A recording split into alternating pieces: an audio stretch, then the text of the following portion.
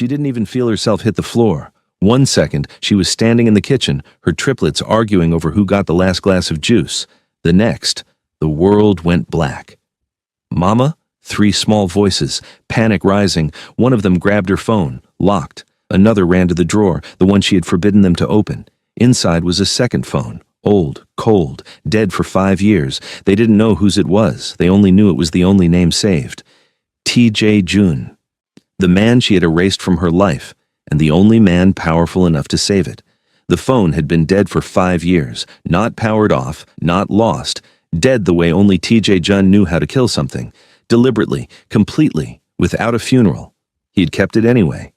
That was the part he never explained to anyone, not his executive team, not the 3 lawyers who managed his personal holdings, not the woman who had spent 18 months trying to become indispensable to him.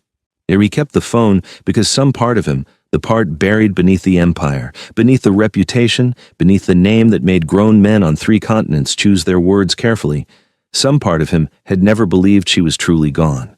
Regina didn't disappear, she decided. And that was a different thing entirely. It was 3:07 a.m. in Seoul when the phone moved. Not rang, moved. A single, silent vibration against the velvet lining of the drawer, so faint that a lesser man would have missed it. T.J. June was not a lesser man. He had trained himself to notice the things the world tried to hide from him. That was how he had built everything he had. That was how he had survived everything he had lost. He looked at the drawer for a long moment without opening it. The city of Seoul burned gold and silver beyond his office window, indifferent, electric, eternal. In 11 hours, he was supposed to finalize the acquisition that would make June Global the largest private media conglomerate in East Asia. In 11 hours, 200 people were depending on him to be the man he had carefully constructed himself to be. The drawer vibrated again. He opened it. The caller ID was a single letter. RTJ picked up the phone. He did not speak. That was the protocol, a protocol he had built himself for a line he had designated for only one person in the world. And if it was her, she would know the silence. She had helped design it. What came through the line was not her voice. It was breathing, fast, uneven, wet, the breathing of someone who had been crying for a long time, not screaming, not panicking, just crying, the low, exhausted kind that happens after fear has already done its worst, and all that is left is the aftermath. Then a voice, small, deliberate, the voice of someone who had been coached to be brave and was doing their absolute best. A man on the phone? TJ's hand tightened on the receiver. Is this man on the phone? Mommy said you would answer. The air in the room did something strange. It didn't leave TJ's lungs so much as it simply stopped moving, like the city outside had held its breath at the same moment he did. He said, "Who is this?" A pause, then muffled, the small voice repeating something to someone else in the room, a whispered conference, 2 voices, maybe 3, and then the sound of something being shuffled. What passed, shared, a different voice came on the line, slightly lower, more cautious. She said, "Don't hang up." She said, "If you hang up, we're supposed to call again." "Where is she?" TJ said. "Where is Regina?" Silence. Then, with the devastating simplicity that only a 3-year-old can produce, "Mommy is on the floor. She's not playing. We tried to wake her up, but she won't do it right." TJ stood. His chair moved back across marble. His hand was already reaching for his secondary phone before the thought fully formed. Because he knew, with the bone-deep certainty of a man who had spent his entire life reading situations before they became crises, that whatever had happened in the last 5 years, whatever Regina had done, whatever she had built, whatever she had decided he was not allowed to know, she had kept this number. She had taught her children to use it. And she had done both of those things for a reason she had hoped would never become necessary. "How many of you are there?" he asked. Quiet, steady. The voice he used when the danger was real enough that panic would cost lives. Another conference, more whispers. "3, the first voice said. Then, as if this was the most important piece of information, "We match." Something moved through T.J. June's chest that he did not have a name for. And he had spent a great deal of his life naming things precisely. Assets, liabilities, variables, risks. He was very good at it. He was not good at this. This feeling that started in his sternum and spread outward like a fault line, recognizing itself. 3. We match. He thought of her face, Regina, the way she looked the last morning he ever saw her, calm in a way that had not made sense to him until much later, once she was already gone and the calm revealed itself in retrospect. It is the particular stillness of a woman who has already made a decision and made her peace with it. He thought of everything she had not said, everything he had not asked. He made 4 calls in the next 7 minutes. Each one was answered before the second ring. Each one was given instructions in a voice so level that the men on the other end moved without question, without delay, without anything resembling hesitation. Then he returned to the first phone. The children were still there. He could hear them, the soft, rhythmic sound of 3 small bodies pressed together, waiting the way children wait when they have been told that waiting is the bravest thing they can do.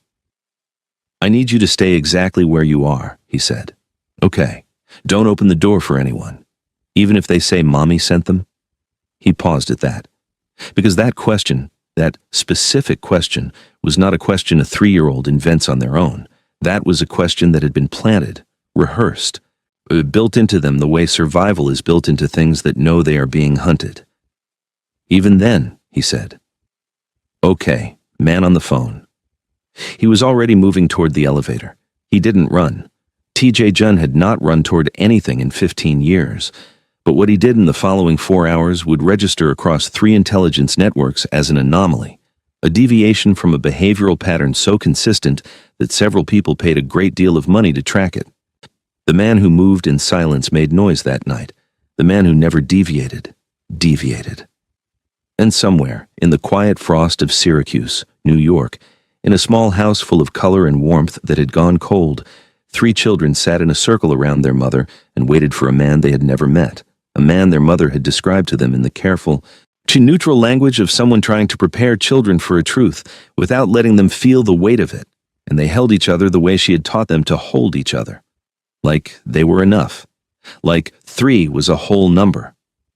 What TJ Jun didn't know, what he could not have known at 3:07 a.m. in Seoul, watching the city lights smear past the window of a car moving through streets that were beginning to wake, was that the phone call was only the beginning. That Regina's collapse was not the crisis. The crisis was everything underneath it. The secret she had built an entire life to protect. The truth she had buried in a city 5,000 miles from the man who would have changed everything if he had known. She hadn't erased him because she stopped loving him. She had erased him because someone wanted her to, and that someone was still watching. The private jet touched down at Hancock Airport at 6:44 a.m. Was in the city of Syracuse, received TJ Jun, the way it received everything that winter, without ceremony, wrapped in gray, indifferent to the weight of what had just arrived inside it. He had not slept. He had not eaten. He had sat in a leather chair at 40,000 feet and done the one thing his entire life had been engineered to prevent him from doing. He had felt something he could not calculate. 3 children, 3 voices, 1 number. We match. His security lead, Park. Vietz had spent the 4-hour flight briefing him on everything they had been able to pull on Regina James in the last 3 hours. The name she was using now. The neighborhood. The house, small, brightly painted, the kind of intentional cheerfulness that TJ recognized immediately as armor. The community work. The nickname everyone in her zip code apparently used for her without irony. Ms. Positivity. TJ had read the dossier twice and felt something tighten in the back of his jaw both times. Not because the life she had built was small, because it wasn't. Because she had taken nothing. She had left Seoul with nothing. He knew that now, had confirmed it, and she had built something. Without him, without the June name, without a single thread of the world he had assumed she would eventually need. She had not needed him at all, and she had still kept the phone. That contradiction was the thing he could not stop turning over. That was the loose thread his mind kept pulling. Because TJ Jun did not believe in sentiment. He believed in strategy. And the phone, the kept, hidden, never activated phone, was not sentiment. It was architecture. She had built a door into her disappearance, and she had left him the only key, and she had done it so quietly that even he hadn't known the door existed until it opened itself. What did she know that she hadn't told him? What had she been afraid of? The car stopped in front of a house painted the color of a sunflower. The bright yellow, defiant almost, the kind of color that announces itself against winter like a declaration. A low wooden fence. Window boxes, empty now but clearly tended. A hand-painted wooden sign near the door that read, "Positivity lives here in looping confident script." TJ looked at that sign for exactly 2 seconds. Then he got out of the car. Park moved ahead of him, but TJ put one hand out, a single, quiet gesture, and Park stopped. TJ walked to the door alone. He knocked, not loud, not demanding. 3 measured strikes, the kind of knock that says, "I know you can hear me and I'm choosing to wait." Nothing. He tried the handle, unlocked. He pushed the door open. The smell hit him first. Shea butter and something warm, vanilla maybe, threaded through with the cold that had crept in from somewhere. And beneath both of those, something else. Something chemical and faint, like a word spoken in a language you almost recognize. His body registered it before his mind named it, and the name, when it came, made him very still. Digitalis. Pharmaceutical grade. Barely there, but there. In the living room on the floor beside the couch, Regina lay unconscious, dark brown skin gone ashen at the edges. Her natural hair was spread around her head, a crown of coils, intricate and full, like her body had arranged itself into something beautiful even in its undoing. She was wearing a blue dress, the color of a deep sky, and her hands were open at her sides, palms up, the way people sleep when they have nothing left to hold. She was breathing, shallow but breathing. And pressed around her, still in their matching dark red pajamas, still holding the phone between 2 sets of small hands, were 3 children.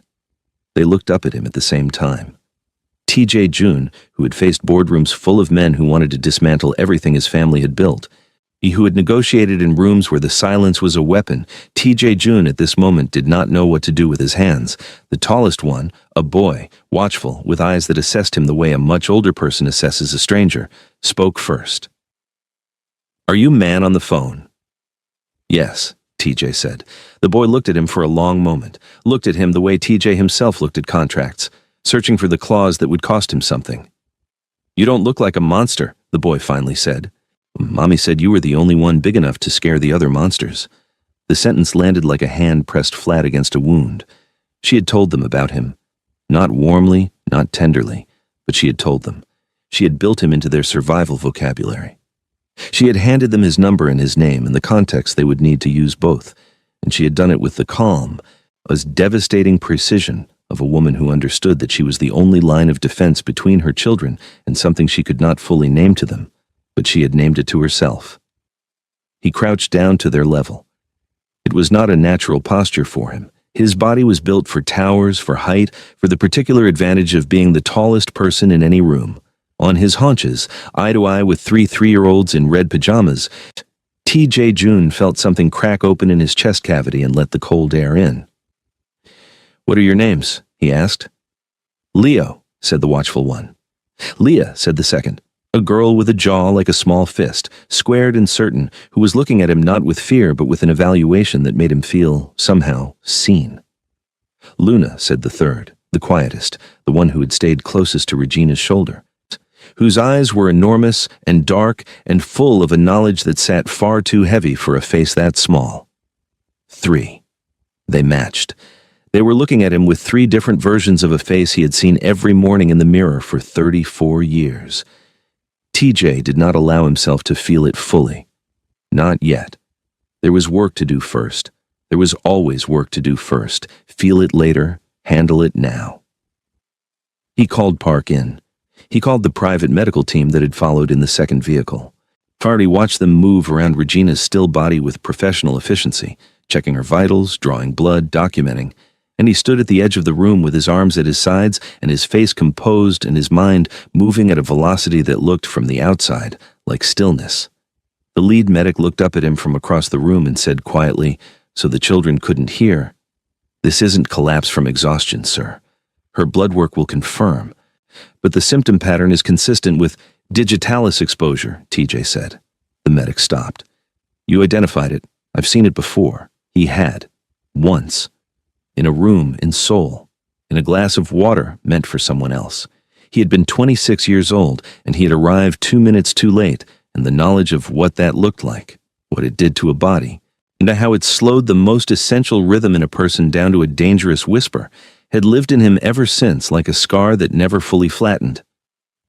"She's going to be fine," the medic said carefully, But whoever did this knew what they were doing. The dosage was calculated to look like a natural cardiac event. If she'd been alone, he stopped himself. She hadn't been alone, that was the thing. She had 3 3-year-olds who knew exactly what phone to call and exactly what to say and exactly how to stay calm while everything around them was falling apart. She had prepared them for this, specifically for this. TJ looked at the phone still clutched in Leo's small hands. The boy hadn't put it down. He was holding it the way his mother must have taught him to hold it, firmly, like a lifeline, like the most important object in the room. But what did Regina know that had made her this afraid? And who had she been afraid of, really? That was the question TJ Jun carried with him as they lifted Regina onto a stretcher in the Triplets, without being told, without being asked, lined up beside her in height order, and walked out of the yellow house into the Syracuse cold, as though they had rehearsed this too, as though their mother had rehearsed everything. What he discovered next would change the entire shape of everything he thought he knew about why she had left.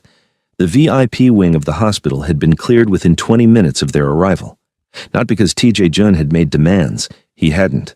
He had simply made one phone call to the hospital's primary donor board, and the rest had arranged itself the way money arranges things when it is deployed with precision rather than noise. Quietly, completely. Without the kind of spectacle that draws attention to itself. Regina was in a private room.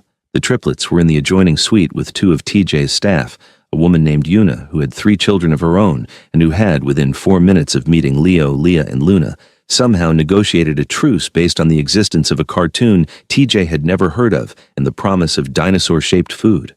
TJ sat in the chair beside Regina's bed and watched her breathe. That he was very good at watching things.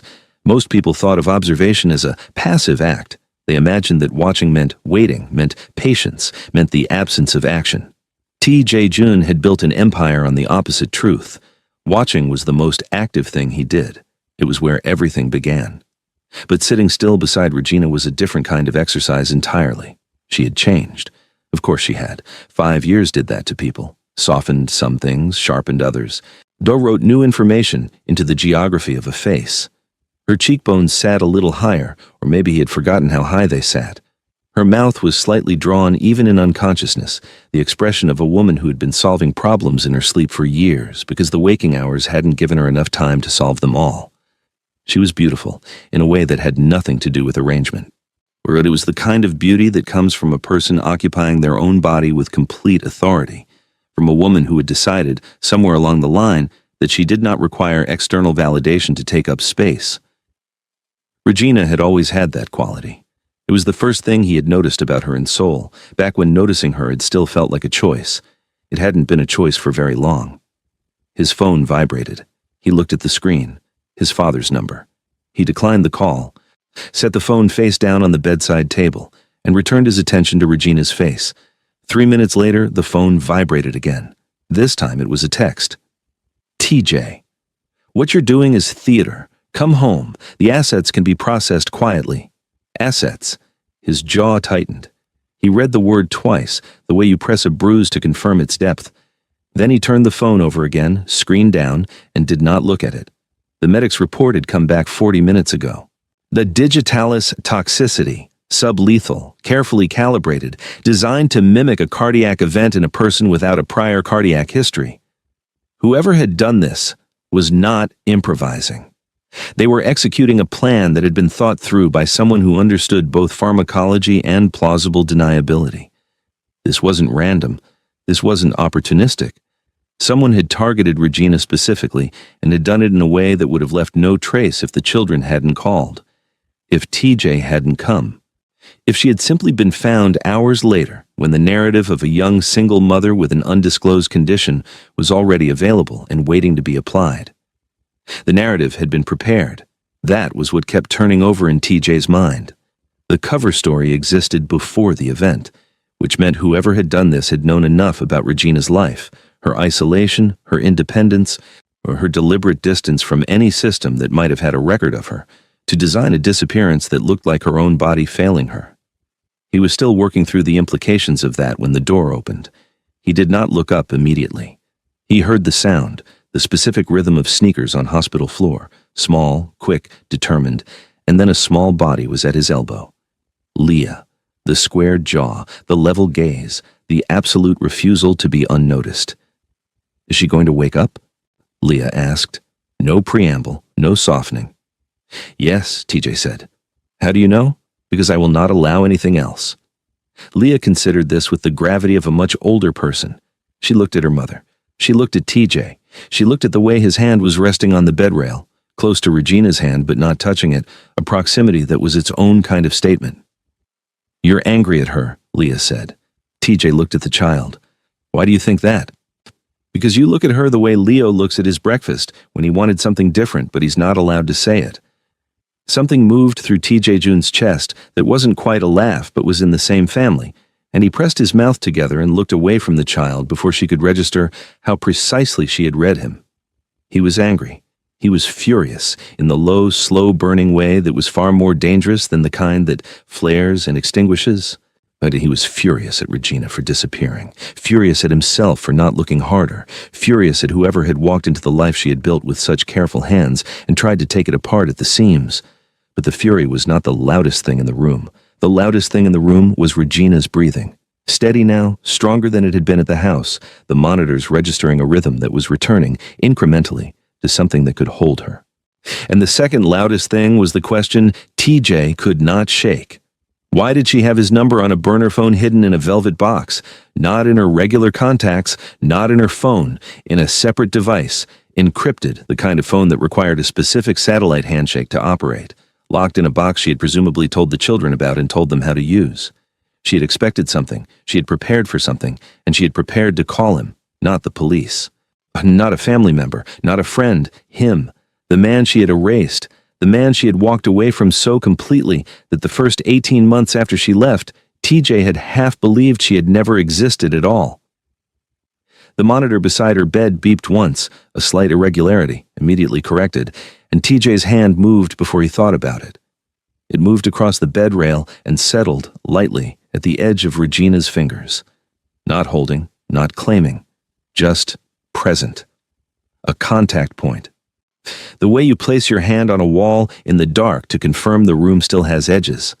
Her fingers were warm. That surprised him. He had expected cold. Her fingers were warm, and her chest was rising and falling with the steady, stubborn rhythm of a woman who had survived things she hadn't been designed to survive. And TJ June sat in a hospital chair in Syracuse, New York. And with the city's gray winter pressing against the window and his father's unanswered texts accumulating on a face-down phone. And he made a decision. He was not leaving without answers, and he was not leaving without her.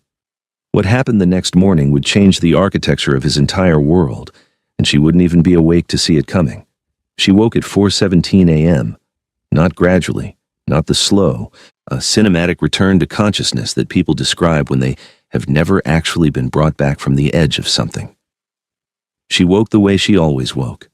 All at once, fully, eyes open before the rest of her body had caught up, already scanning the room for information before she remembered she needed to breathe. The ceiling was white, the light was low. There was the particular antiseptic warmth of a hospital room, and the sound of something monitoring her pulse. And she became aware of this in stages, the way you become aware of heat, a presence to her left. She turned her head. TJ Jun was asleep in the chair beside her bed. She had prepared for a lot of things. She had run scenarios in her mind for 5 years, not obsessively, not sentimentally, but practically, the way a woman who has survived on strategy prepares for variables. She had imagined receiving news of him, had imagined once or twice that the abstract possibility of a future confrontation, distant and controlled, with lawyers between them and documents deciding everything. She had not prepared for this. For him, asleep in a hospital chair in Syracuse, with his collar undone and his jaw unguarded and his hands loose in his lap, large, still hands that she remembered with a specificity that made her want to close her eyes again. She did not close her eyes. She looked at him the way she hadn't allowed herself to look at anything connected to him in 5 years, took inventory. He had changed the way cities change when significant money moves through them. The bones were the same, but everything built on top of them was harder, denser, more deliberate. The line of his jaw was sharper. The space between his brows held a crease that hadn't been there before. But he looked like a man who had spent 5 years making very large decisions and carrying every single one of them without putting any of them down. She knew that weight. She had carried her own version of it. His eyes opened, Not slowly, instantly, the way she had woken, all at once, already tracking. They found her immediately, which told her he had known exactly where she was, even in sleep, had been oriented toward her, even unconscious. She catalogued that information and felt her pulse register it before she could decide not to feel anything. Neither of them spoke. The monitor between them marked the silence in steady beats. Then he said, "You were poisoned. Not how are you. Not thank God. Not any of the things that the moment might have called for if they had been different people or if this had been a different story." She said, "I know." That stopped him. She watched it stop him. Watched the slight recalibration in his expression, the way his eyes changed when information arrived that he hadn't anticipated. "You knew you were being poisoned, and you didn't. I didn't have enough proof yet." She pushed herself to sit up. Her body protested. She ignored it the way she'd gotten very good at ignoring her body when it had inconvenient things to say. "I needed documentation first. I needed something that would hold up outside of my word." "Your word against whose?" "Against your family's, TJ." The silence that followed was a different kind of silence, weighted, specific. TJ sat forward. "Tell me what you know." She looked at him for a long moment. This was the calculation she had run 1,000 times, not whether to tell him, but when and in what order, and whether the version of him that now existed was the version she had once believed he could become, or the version she had ultimately decided she couldn't risk waiting for. "Your board of directors," she said, "has been laundering acquisition capital through a network of upstate New York real estate holdings for 3 years. Shell companies, clean paperwork, plausible distance from the main entity. I stumbled onto it by accident. I was helping a non-profit I volunteer with navigate a property dispute, and the ownership chain didn't resolve the way it should have. I pulled the thread." She paused. The thread went all the way to Seoul. TJ was very still. "I started documenting. I was careful. I thought I was careful enough." She looked at her hands. "The neighbor, the one who brought me soup twice a week for 6 months, who babysat when I needed a meeting, who I considered—" She stopped. The word friend sat in her throat like something she no longer trusted. She was placed. "She'd been there before I moved in, TJ. Your board anticipated where I might surface. They were watching for me." "How long?" "At least a year. And you didn't call me." "I was building a case. I needed it to be airtight before I trusted anyone with it, including you. That landed." He let it land.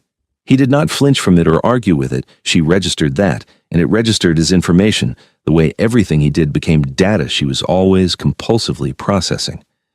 "Where is the documentation?" he asked. "Somewhere your board will never think to look." "Regina, I'm not telling you while I'm in a hospital bed with no leverage." The directness of it seemed to surprise him. She held his gaze steadily. "I built that case over 18 months. It's the only thing standing between me and being a very tidy loose end. I don't give it up until I have terms." Silence. Then TJ Jun did something she had not expected. He sat back. He looked at her with an expression she could not entirely read, part calculation, part something older and less categorizable, and he said, "What are your terms?"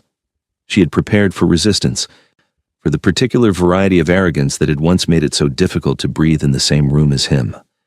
She had not prepared for this, for him asking. "My children stay with me," she said. "Always, unconditionally, agreed. I retain legal custody, independent of whatever your family argues, agreed. I finish the case my way. With my contact at the FBI, you provide resources, not control." He was quiet for a moment. "And what do I get?" She looked at him. "You get your name on the right side of a federal investigation before it becomes public. And you get the 3 people who called you man on the phone at 3 in the morning. The monitor between them beeped, once, twice, regular, steady, holding. TJ Jun had spent his entire adult life in rooms where the power tilted toward whoever needed the other person least. He had built his reputation on being the one who needed nothing, who wanted nothing. Who could sit across any table in any city in the world and make the other party feel the weight of that indifference? He was sitting across from a woman in a hospital gown who had just negotiated with him while still recovering from attempted poisoning, and he was the one who felt the weight. He extended his hand. Terms accepted. She looked at his hand, looked at it with the careful appraisal of a woman who understood that some things, once touched, could not be put down again. She had known that about him once before. She had walked away from it because she had to, not because the pull had stopped. She shook his hand. His grip was firm, warm, brief.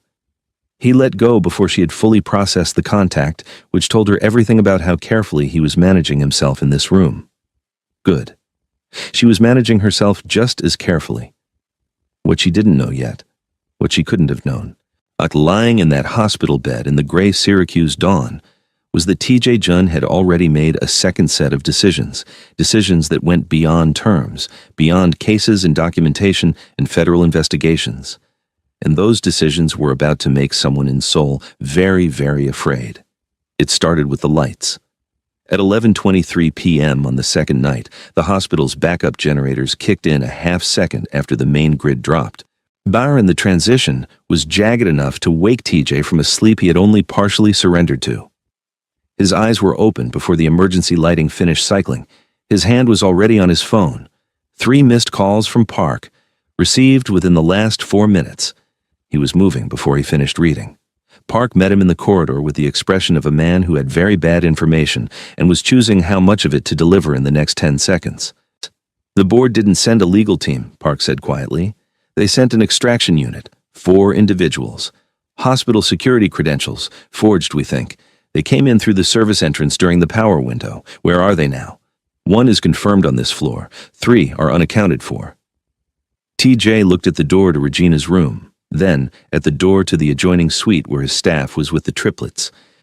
His mind moved through the geometry of the problem the way it moved through every problem, rapidly, without sentiment, looking for the architecture underneath the emergency. Move the children first, he said. Service elevator. Don't use the main corridors. And Miss James, I'll move her myself. TJ went back into Regina's room. She was already awake. Of course she was. She was sitting up in the bed with her IV arm extended in front of her, and her eyes moving through the same geometry his had. She was calculating exits, lines of sight, what she had available and what she didn't. She looked at him when he came in and said nothing, but her chin lifted slightly in the particular way he remembered. Tell me what I need to know, and I will handle my part. We need to move, he said. Now. She pulled the IV out herself. He watched her do it with steady hands and no hesitation, and felt something that was not quite admiration, because it was something older and more specific than admiration. He handed her the change of clothes Yuna had left in the room, and turned his back and moved to the door and listened to the corridor while she dressed. He was listening for footsteps. What he heard instead was her voice, low and controlled. Your board knew I was here before you did. Yes. Which means someone in your organization tracked the phone call. Yes. Which means whoever is coming doesn't know what I've already sent to my real FBI contact. They still think they can stop this. Can they? No. Complete, absolute, said, with the confidence of someone who has already moved the most important pieces to a position that cannot be recalled. I sent the first package 3 days ago. I was waiting to see what happened. He turned. She was dressed. Her natural hair was down. She hadn't had time to pin it, and it surrounded her face in full, dense coils that made her look like something ancient and unhurried, regardless of the hospital corridor and the emergency lighting and the situation pressing against all sides. She was barefoot. She looked at him with dark, level eyes. I used you as bait, she said. Flat, factual. I knew that calling you would accelerate their timeline. I needed them to move before they expected me to be ready. The sentence sat between them like a lit match. T.J. Jun processed it with the cool, comprehensive attention of someone who had just been shown a move he hadn't anticipated from a player he had been underestimating. You were never just hiding, he said. No, she looked at him steadily. I was hunting. I just needed time to finish. He held her gaze for one measured moment. In it, something transferred between them. Not warmth exactly, not yet, but the specific regard of 2 people who have just confirmed that the other one is capable of playing at their level. Then let's make sure you get to finish, he said. They moved. The service corridors were dim and smelled of industrial cleaning fluid and old concrete, and Regina moved through them with a controlled urgency that matched TJ stride for stride, despite the bare feet and the residual unsteadiness of a body still recalibrating. They reached the service elevator. Inside, the Yuna was already there with Leo, Leah, and Luna. The children in their red pajamas, wide awake and silent, with the particular seriousness of children who understand that being quiet right now is the most important thing they can do. Leo looked at his mother. His small face moved through relief and something that, in a grown man, would have been called barely contained fury. "We stayed," he said. The emphasis on stayed carrying everything, the waiting, the fear, the cost of following instructions when every instinct said otherwise. Regina pulled her son against her side with one arm, and her expression did something that TJ was not prepared for.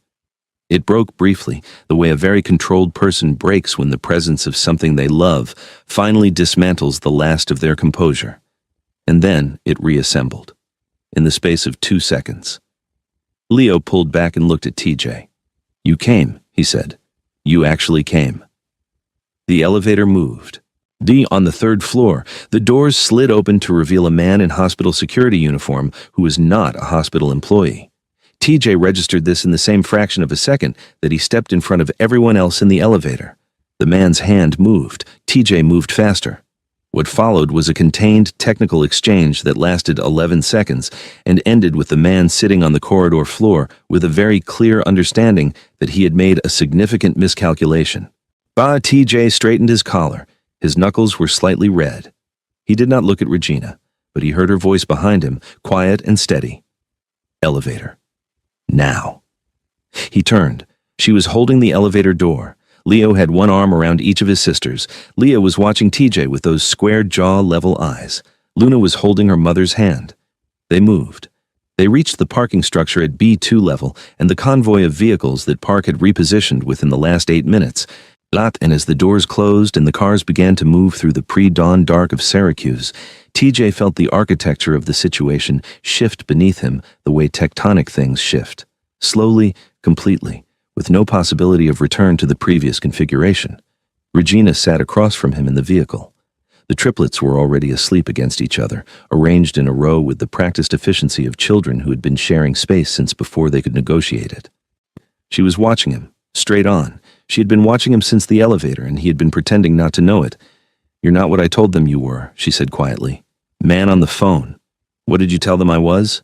She looked at the sleeping triplets, then back at him, big enough to scare the other monsters. "And now?" She was quiet for a moment, that particular quiet of hers that had always been its own kind of answer, that had always made him lean in when he should have leaned back. "Now," she said, "I think you might be something I didn't plan for." The car moved through the dark city. The triplets breathed in unison. Outside, Syracuse was beginning to gray at its edges. That first, tentative suggestion of morning that doesn't yet commit to light. TJ June looked at the woman across from him and understood with complete clarity that he was no longer playing the game he had arrived in the city to play. She had changed the rules. Again. And he was, against every calculation he had made for the last 34 years, willing to learn the new ones. What was waiting for them in Manhattan would test that willingness in ways neither of them had prepared for.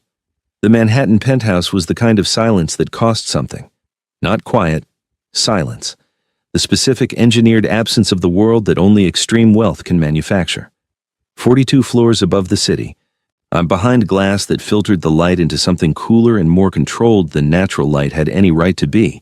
The 3 triplets slept in a room that was larger than Regina's entire Syracuse cottage, on beds so white they looked like clouds that had been folded into rectangles and told to stay. Regina stood in the doorway and watched them sleep and felt the particular vertigo of a woman who has built an entire philosophy on simplicity suddenly standing inside its opposite. She had told them once that kings lived in cold places. Leo had asked why. She had said because warmth costs something and kings never want to pay. She had been speaking about TJ June specifically, and she had hoped they were too young to remember, and now she was standing in his penthouse watching all 3 of them breathe inside the kingdom she had spent 5 years keeping them out of, and she understood that the past had better aim than she had given it credit for. She pulled the door closed. TJ was in the main room, jacket off, standing at the floor-to-ceiling window with a glass of water he hadn't drunk. His back was to her. The city spread behind the glass like a circuit board, every light a decision, every dark space a thing deliberately left unlit. He was built like a man who had been assembled for function rather than beauty, but function, done that precisely, became its own kind of beautiful. She had always known that about him. She had simply stopped letting herself think it. She crossed the room and stood beside him at the window, not close enough to touch, close enough that the air between them had a temperature. "Your father knows we're here," she said. "Yes. And you're not going to tell me how." "I don't have to. You already know." He looked at her from the side, the city light catching the angle of his face in a way that made him look like something carved rather than born. "You know exactly how he knew, Regina. You've known for longer than you've admitted." She held his gaze. "Say it then."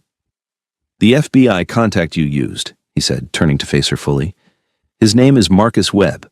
He's been on my father's payroll for 14 months. You didn't send a package to the Bureau. You sent it directly to the man my father uses to intercept exactly this kind of information. The room did not change. The light didn't shift. The city went on being the city, indifferent and electric and enormous. But something moved through Regina, a cold lateral thing that started in her chest and moved outward, and her face did what her face rarely did. It showed the moment of impact. She had been betrayed, not by TJ, not by his board, by her own carefully built exit. "He's had it for how long?" she asked. 72 hours? She turned away from the window, took 3 steps into the room, stopped. She was running the numbers. He could see it, could see the way her mind moved behind her eyes. Rapid and systematic, the way a person does when they are recalculating from scratch without showing the work. Her natural hair was still down around her face, and she reached up and pulled it back and twisted it in a movement that was entirely unconscious and entirely her. That specific gesture she made when she needed her physical field clear so her mind could operate without obstruction. He had forgotten that gesture, or he had told himself he had. "He doesn't have the original," she said. Her voice was even. She had already found something. "Webb got a decoy. I built 2 versions of the documentation, one with a traceable signature designed to surface in exactly the kind of audit the board would run if they intercepted it, accurate enough to feel real, corrupted enough in 3 specific places to be inadmissible. TJ was still. The original," she continued, "is with someone your father has never had access to, has never heard of, and will not be able to find in time." She looked at him. "I told you the case was being built my way." He looked at her for a long moment.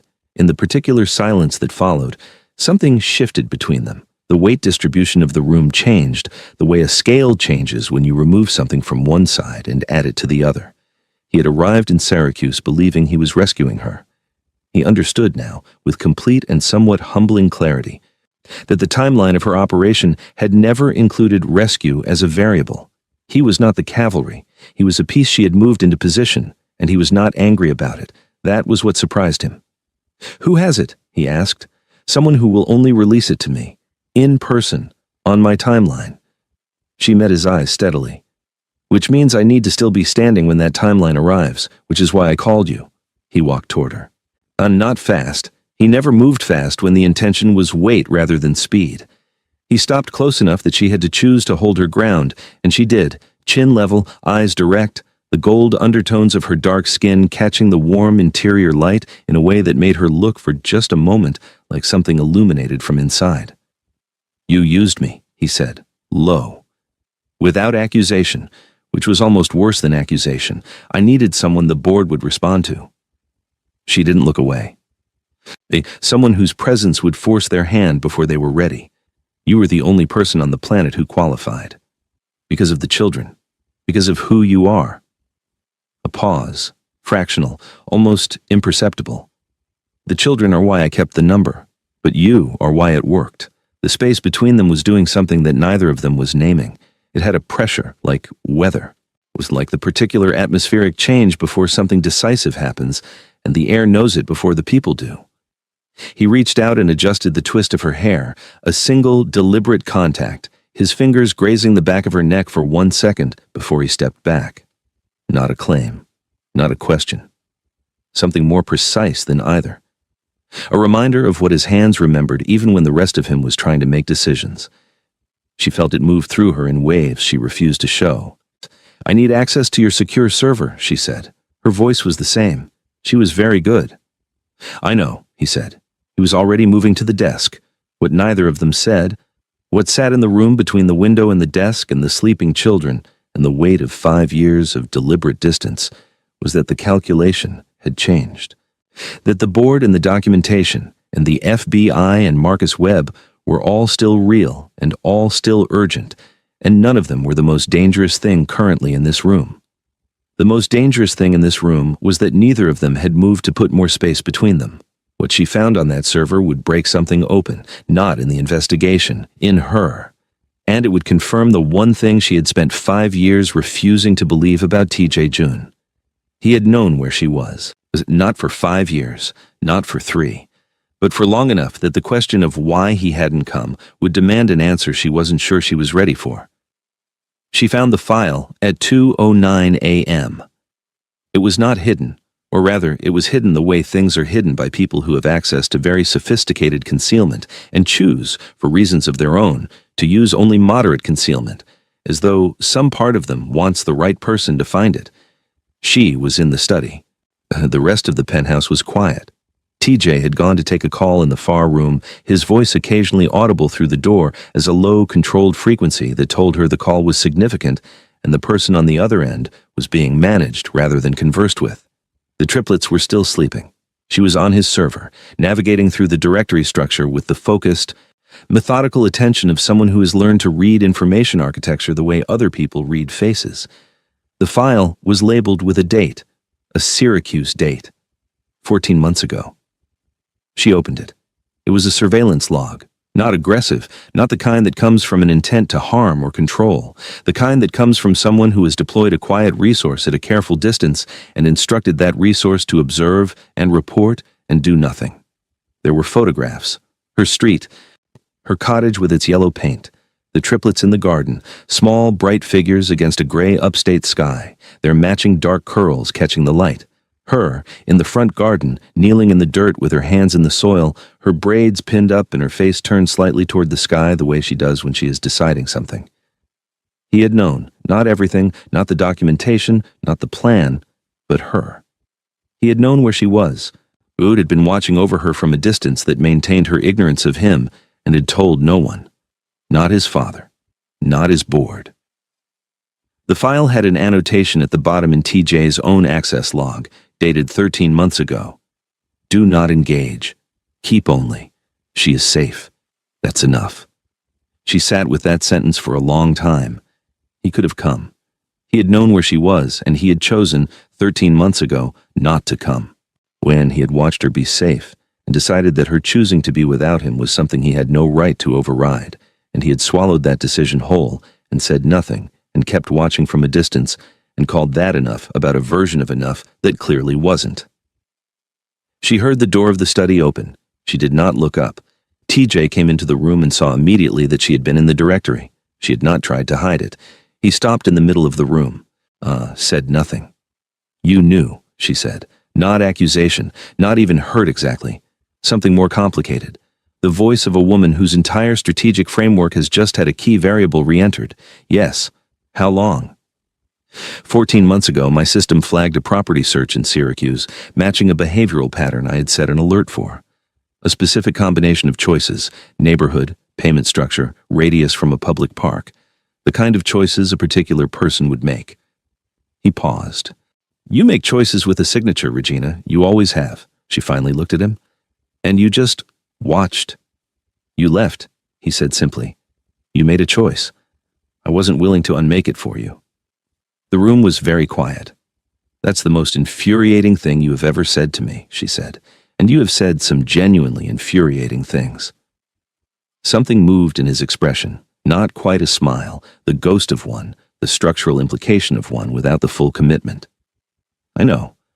You were watching me be in danger for months, and you weren't in danger for the full 14 months. The poisoning started 6 months ago.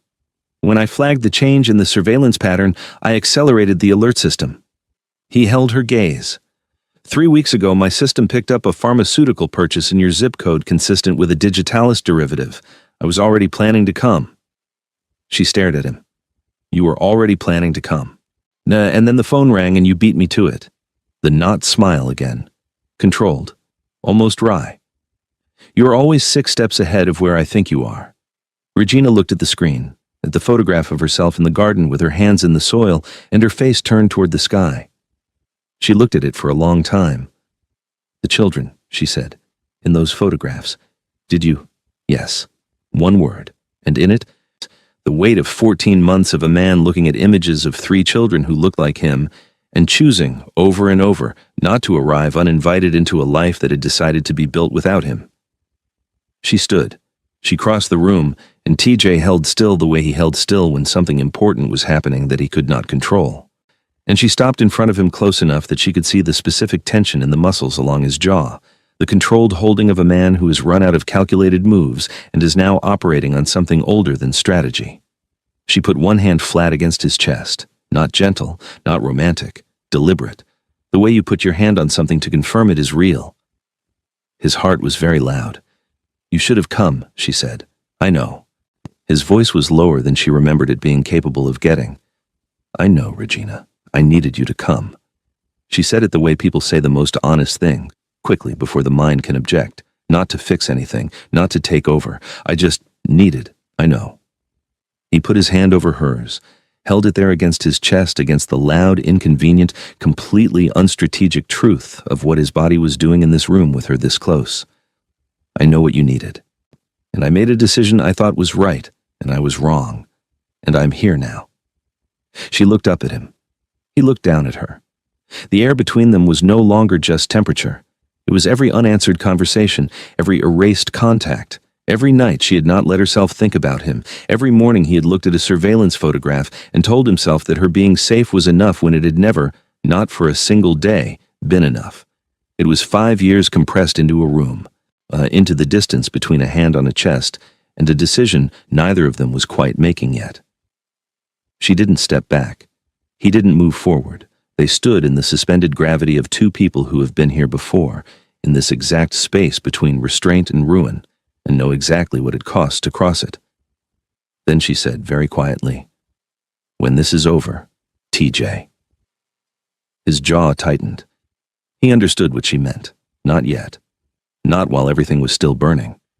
Not while the case was open, and his father was circling, and the children were asleep in the next room, and the ground between them was still too freshly turned to hold the weight of what they were not yet saying.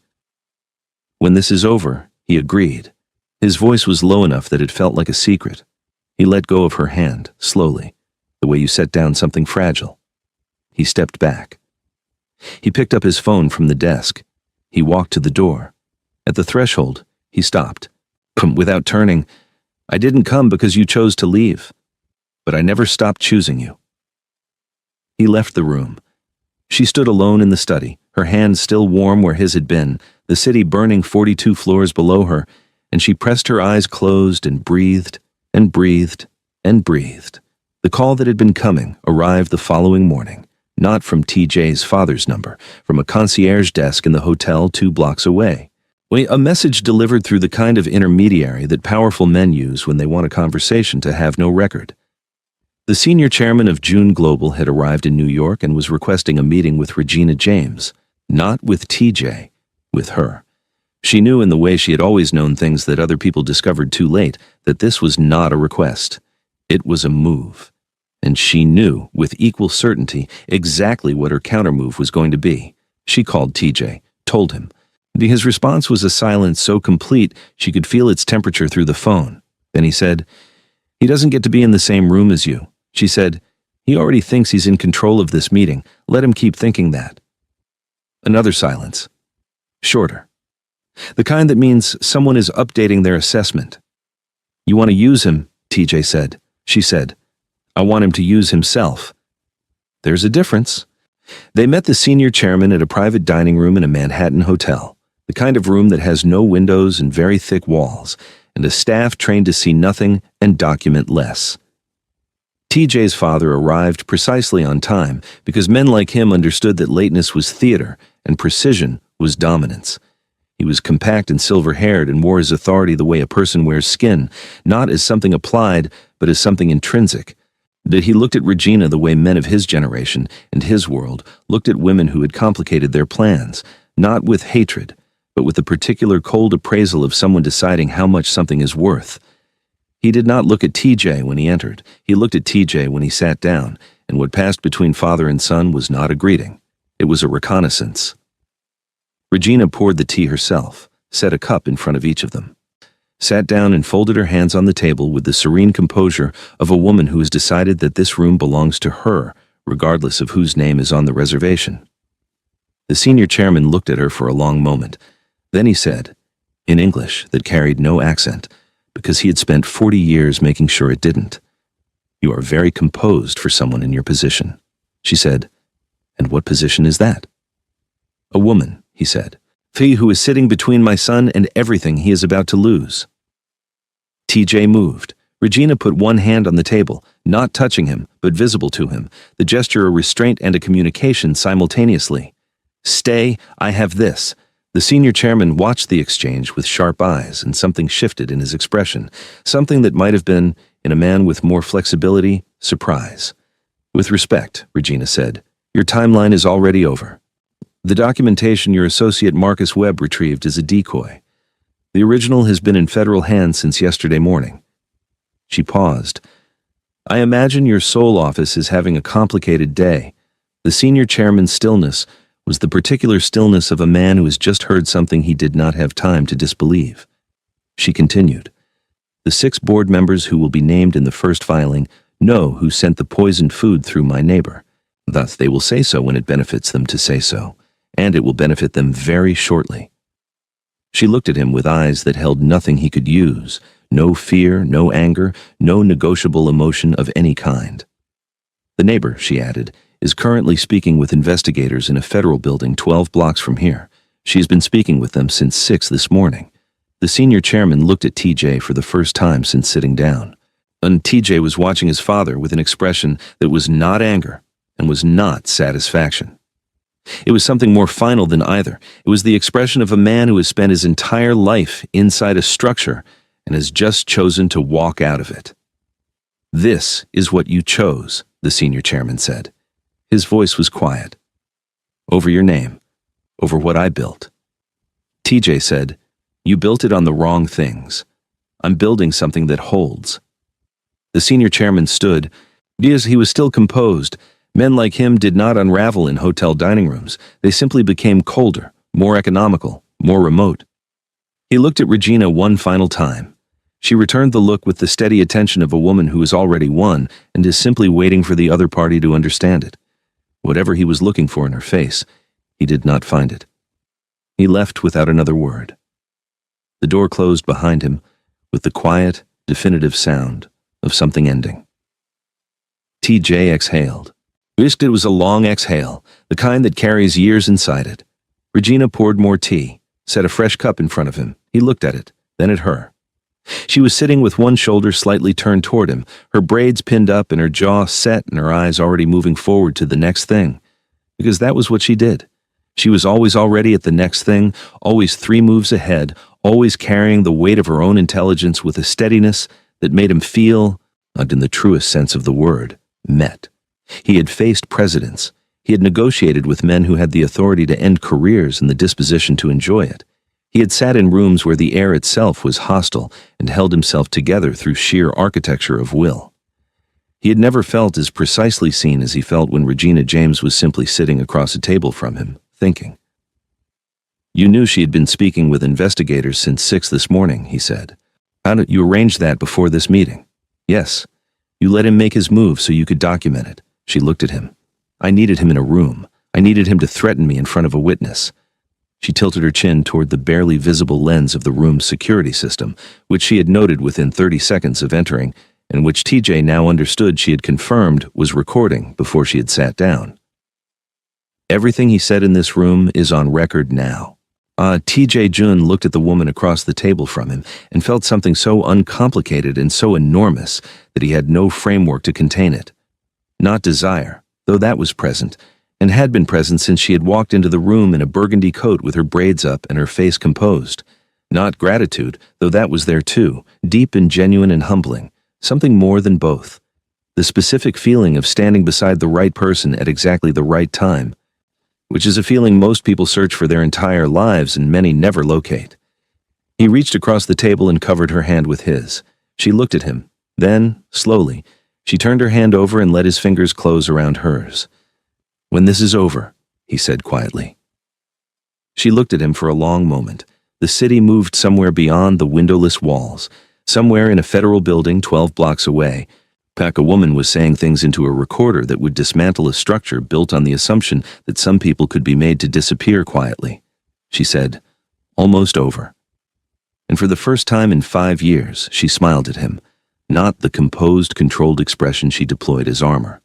A real smile, quick, warm, tucking itself away almost before it arrived, the kind that belongs to the private version of a person rather than the version they show the world. He kept hold of her hand. The press conference was not in the agenda. It was not in any agenda, not the one his PR team had built, not the one his board had been circulating, not the emergency protocol his father's legal counsel had faxed to 3 different offices in the previous 6 hours in a desperate attempt to contain what they correctly sensed was coming without being able to see its shape clearly enough to stop it. The shape of it was this. T.J. Jun, at 10:17 a.m. on a Tuesday in Manhattan, she walked onto a stage that had been set for a merger announcement, and he was not alone. He was holding Luna. Luna, in a white dress that Una had found somewhere in the previous 2 hours, with her enormous dark eyes and her father's photographic focus, and her mother's particular quality of stillness, the kind of stillness that looks like peace, but is actually attention, complete and uninterruptible. She had one small hand curled around TJ's lapel. She was not scared. She was watching the room with the calm assessment of a child who has been taught that watching is the most important thing you can do before you decide what to say. Leo and Leah walked in on TJ's left, side by side, matched in small bespoke dark blazers. Leo's jaw was set. Leah's chin was up. They looked like him. Anyone in that room who had ever seen a photograph of TJ Jun at age 4 felt the recognition hit them before their minds had finished processing what they were seeing. The room went quiet in stages, first the front rows, then the middle, then the back, as the quiet moved through the space like water finding its level. TJ stepped to the microphone. Luna patted his lapel once decisively, as if confirming he was ready. "My name is TJ Jun," he said. "Most of you know what you expected me to say today. I'm going to say something different." He looked directly into the nearest camera, not at the room, at the lens, at the broadcast, at the thing that could not be taken back once it was in it. "These are my children, Leo, Leah, and Luna Jun." He paused. Let the name settle. Let the implication of the name, the public, legal, recorded implication of it, become real in real time, on camera, in front of 200 witnesses and every feed that was broadcasting this live. They have existed for 3 years and 4 months. I have known them for 4 days. That gap is not their mother's failing. It is the consequence of a system designed to make certain people disappear when they become inconvenient. The room had a new kind of silence now, the kind that happens when people realize they are present at something that will be discussed for a long time. Their mother is Regina James. You will be hearing a great deal about her in the coming days, specifically in relation to a federal investigation into Jun Global's acquisition subsidiary that she has been building, at significant personal risk, for 18 months. He looked at the camera again. She built it alone. She built it while raising 3 children, and she built it better than any team I have ever paid to do anything. In the green room behind the stage, Regina stood with Park and watched the monitor. She was wearing a deep burgundy dress, fitted at the shoulders, full at the hem, the color of something decided rather than chosen. Her braids were up. Her face was composed in the specific way of a woman who is feeling a great deal and has decided that this moment belongs to her children, not to her feelings. She watched TJ place Luna carefully into Leah's arms and reach into his jacket pocket. She did not know what he was about to do. She had not been told. He produced a document, held it up, not theatrically, not with the performance of a man who practices his moments, but with the flat directness of someone making a record. "This is a transfer instrument for 51% of my personal holdings in Jun Global. It is being transferred today into an independently administered trust. The trust's primary beneficiary is the long-term financial security of 3 people who had no say in the world they were born into." He folded it once, put it back in his pocket. "The board of directors of Jun Global is welcome to contest this." They should be aware that any legal challenge they initiate will be filed in a jurisdiction where a federal investigation is already open. I recommend they consider that context carefully. In the green room, Regina put one hand over her mouth, not because she was crying, because she was not going to cry in front of Park, and the pressure of not doing so required physical assistance. He hadn't told her. He had made this decision, this enormous, irreversible, destructurally devastating decision, without consulting her, without framing it as something she owed him gratitude for, without making it a negotiation. He had simply done it and put it on camera where it could never be undone. She thought about the annotation in the file. She is safe. That is enough. She thought about a man who had spent 14 months watching her be safe from a distance and calling that enough because she had not asked for more. She thought about what it meant that when he finally stopped waiting for an invitation, the first thing he did was put his body between her children and everything that wanted to harm them, and the second thing he did was give away half of everything he owned in front of 200 people and 2 live feeds. She was going to have a great deal to say to him about making unilateral decisions. Later. She was going to say all of it later, right now, on the monitor. Leo was standing at TJ's side with his square jaw and his watchful eyes, and he looked, for the first time in the 4 days since this had all begun, like a child rather than a small soldier, and that undid her more completely than anything else had. Her phone buzzed, a text from a number she recognized as her true FBI contact, the one she had told no one about, the one who had been waiting on her timeline. The text said, "Watching the feed, beautiful play, ready when you are, say the word." She texted back one word, now. What happened in the next 48 hours would dismantle Jun Global's shadow operations from the inside, surface the names of 6 board members in a federal filing, and result in the senior chairman of Jun Global being escorted from his sole office building by investigators on 2 continents simultaneously. The neighbor who had delivered soup and taken photographs and administered carefully calibrated doses of something designed to look like natural failure was named in 3 separate statements. Her real name was not the one she had given Regina. Her real employer was not the company she had claimed. Every layer of the fiction she had constructed across 6 months of careful proximity was unwrapped in federal documentation with a precision that mirrored, exactly, the precision with which Regina had spent 18 months constructing the case that unwrapped it. The neighbor had believed she was invisible. She had not accounted for the possibility that the woman she was watching back. But that was the part that happened in the news cycle, in the legal record, in the documented architecture of consequence. The part that mattered happened in a green room in Manhattan, where a woman in a burgundy dress turned away from a monitor. I pressed her back against a wall, looked at the ceiling, and breathed. She had been holding that breath for 5 years. She let it go. 6 months is not a long time to rebuild a life. It is, however, exactly enough time to determine whether the rebuilt version has better bones than the original. The garden was going. The triplets had decided, with the collaborative authority that only 3 people who have operated as a unified entity since before they could walk fully possess, that they wanted tomatoes, sunflowers, and something Leo had seen in a documentary that turned out to be a variety of Korean perennial herb that TJ had to have shipped from a specialty nursery in Queens. The herb was thriving. It had no business thriving in a Syracuse garden in the first sustained warmth of late spring, and yet it was, with the particular stubbornness of things planted by people who have survived long odds. Regina was on her knees in the soil when she heard TJ's car. She knew the sound of it now. She had not meant to learn it, had not sat down and decided that this was information she would absorb. But the body learns things the mind doesn't authorize, and over the last 4 months of TJ's careful, deliberate presence in Syracuse, her body had learned his car, his step on the porch, the specific cadence of his voice when he was on a call that required performance versus a call that required honesty. She also knew that he had given the CEO title to a board-approved successor and taken a remote chairman role. She had not asked him to do that. He had told her the way he told her most significant things, as settled fact, not proposal. She was learning to find it less infuriating and more its own kind of language. The language of a man who was raised to lead and is teaching himself, at 34, to stay. She stood, brushed her hands on her jeans.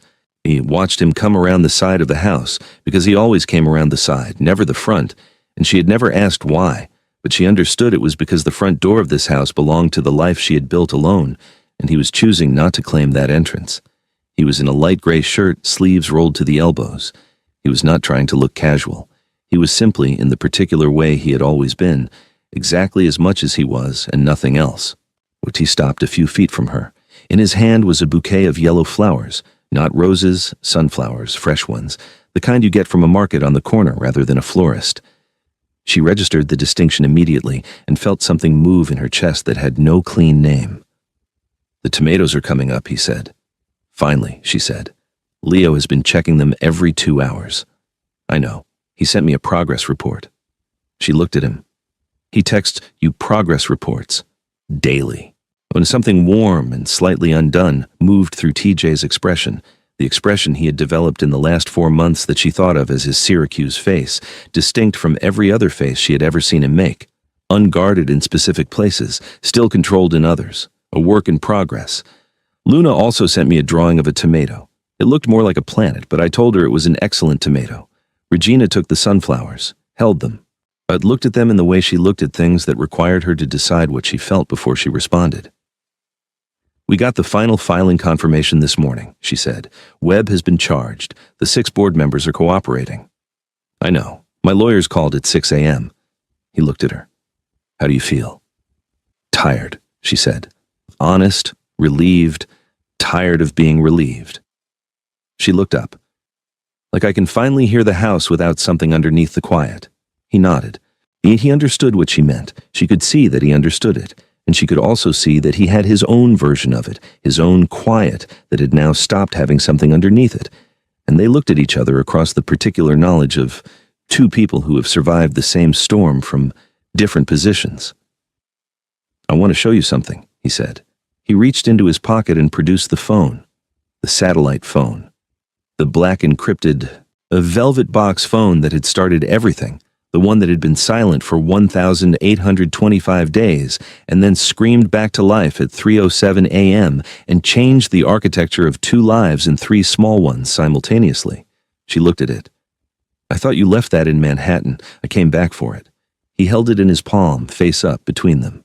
"I've been thinking about what it means that you kept it, not as a romantic gesture. I know you. I know it wasn't that." He looked at the phone, then at her. "You kept it as the last line. The final option. The thing you reached for only when every other wall had come down. Which means that at the end of every contingency you ever planned, when you imagined the worst possible version of what could happen, I was still the answer." She said nothing. She could not immediately find language for what was happening in her chest. "I'm not saying that to claim anything," he continued. "I'm saying it because I spent 5 years being the wrong version of who I needed to be for you. And I spent 14 months watching you be safe from a distance and telling myself that was enough. And I don't want to do either of those things anymore." He looked at her steadily. "I want to be the answer you reach for when nothing has gone wrong yet, not just the last option." The garden was very still around them. The air smelled of soil and something green and growing and the faint sweetness of the sunflowers between her hands. Somewhere inside the house, Leah's voice and Leo's voice were in negotiation about something, and Luna's voice was providing periodic commentary with the unflappable authority of a child who considers herself the decisive vote. Regina looked at the phone in his hand. She thought about the velvet box, about the 5 years of carrying it from city to city, apartment to apartment, house to house, never activated, never disposed of. She thought about the weight of it and the reason for the weight and the particular kind of grief that comes from keeping something you're not sure you'll ever be ready to use. She thought about 3:07 a.m. and 3 children in red pajamas holding a phone between their small hands and the way the line had opened to the sound of breathing. She reached out and took the phone from his palm. He let her take it. He watched her look at it. He did not try to manage what her face was doing. She looked at it for a long time. Long enough that the light in the garden shifted slightly, the afternoon moving almost imperceptibly toward evening, the garden going golden at its edges in the unhurried way of late spring. Then she held it out to him. "Let's walk," she said. He took it. He walked beside her through the garden, past the tomatoes and the sunflowers and Leo's Korean herb that had no business thriving and was thriving anyway. He out through the low gate at the back of the property, down the 2 blocks to where the Erie Canal caught the afternoon light, and held it, gold and wavering, on its slow surface. They stood at the edge. The water moved without urgency. The city went about its business at a respectful distance. TJ looked at her. "You're sure?" "I never needed a ghost line," she said. "I needed you to decide to be real." She looked at the water, then at him, at the man who had answered at 3:07 a.m., who had kicked in a yellow door, who had sat in a hospital chair in the dark with his hand at the edge of her fingers, who had walked onto a stage holding their daughter and given away half of everything to say these people are mine and I am choosing them, who had sat across from his father in a windowless room and watched the old world lose because she had already replaced it with something sturdier. "You decided." He turned the phone in his hand once, then, without ceremony, without performance, he tossed it into the Erie Canal. It hit the water and sank immediately. No drama, no linger. The canal accepted it the way it accepted everything, without comment, without distinction, as simply another thing that had served its purpose and was now released. The surface closed over it. Beside him, Regina exhaled. And it was the exhale of 5 years, of Syracuse and Seoul and velvet boxes and satellite frequencies, and the particular, an exhausting weight of loving someone from a distance while pretending you have moved on. TJ Jun reached for her hand. She let him take it. His grip was warm and immediate and real, and she laced her fingers through his with the quiet, unhurried certainty of a woman who has made a decision and does not intend to revisit it. Behind them, 2 blocks away, 3 children were in a garden. Leah was checking tomatoes. Leah was winning whatever argument they had been having. Luna was watching a bee with the complete attention of a child who finds the world, in spite of everything, endlessly worth watching. The canal moved. The light held. The story that had started with a woman hitting the floor of her kitchen and 3 children reaching for a forbidden drawer and a phone that should have been dead, finding its way back to the one voice it was built to reach. That story was arriving, finally, at something that needed no emergency to sustain it. Just this. Just the water and the light, and 2 hands that had found each other in the ruin and decided, against all reasonable calculation, to stay. And that is where we leave them. If this story took something from you, if you felt it somewhere real, then you already know why we tell it. Drop a comment right now and tell me where you are watching from. I want to know if you are holding your breath in Atlanta, completely undone in London, or somewhere in Lagos done with TJ Jun's entire emotional journey and ready to start over from the beginning. Drop your city, drop your team. And if you want a part 2, because there are stories inside this story we have not touched yet, things about what Luna figures out when she is old enough to read her mother's case files, about what happens when the world finds out who Regina really was before Syracuse, about what TJ Jun looks like when he is genuinely, completely, undeniably at peace for the first time in his life. Comment part 2. Right now, so I know you are ready, subscribe, hit the bell. Share this with someone who needs a story that does not flinch. The best ones never do.